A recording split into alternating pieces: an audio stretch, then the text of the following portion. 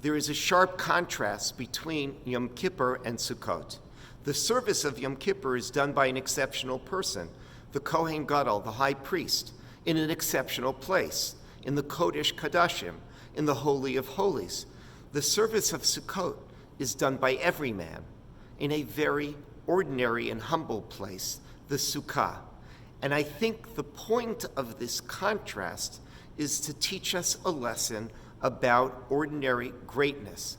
The Hasidic masters like to comment on the Midrash that talks about the Arba Minim, the 4 species of plant life that are taken as a mitzvah on Sukkot.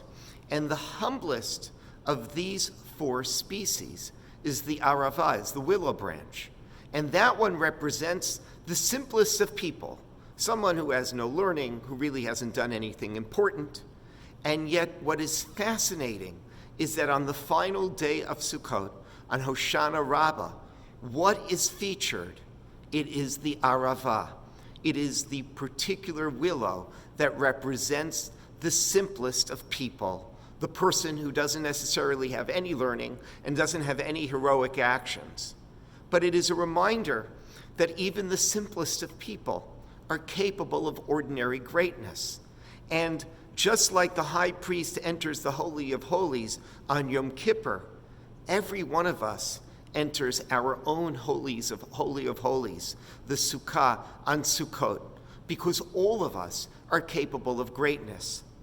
There was a wonderful story that came out of Israel in the summer of 2013. It was about a group of kids that were going to Camp Simcha. Camp Simcha is a camp for kids who have cancer, to give them a summer of incredible joy, to give them something to take their minds off their own illnesses. And they brought the kids to the airport. There was some 24 of them. And all of a sudden in the airport, as they're about to get on the plane, they can't find the passport for 11-year-old Inbar Chomsky. And they're looking everywhere, and then they have to get on the plane. There's no choice. And even on the plane, for whatever reason, they keep looking for the passport. And the plane pushes away from the gate, and all of a sudden, they find the passport as the plane is about to get on the runway.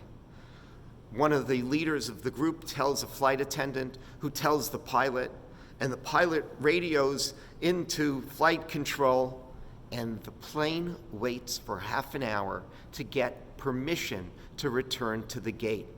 And then they're given permission. The plane returns to the gate. They pick up Inbar. And even though people are normally extremely irritated when they have a flight delay, Inbar gets on the plane, this 11-year-old girl, and everybody claps. This story is a story about ordinary greatness. It is about someone looking for a passport. It is about a flight attendant and a pilot and some people in flight control. It is about ordinary people doing something heroic. The lesson of Sukkot is that you don't have to be the high priest in the Holy of Holies. All of us, even in the simplest of places, have the possibility and the potential for great heroism.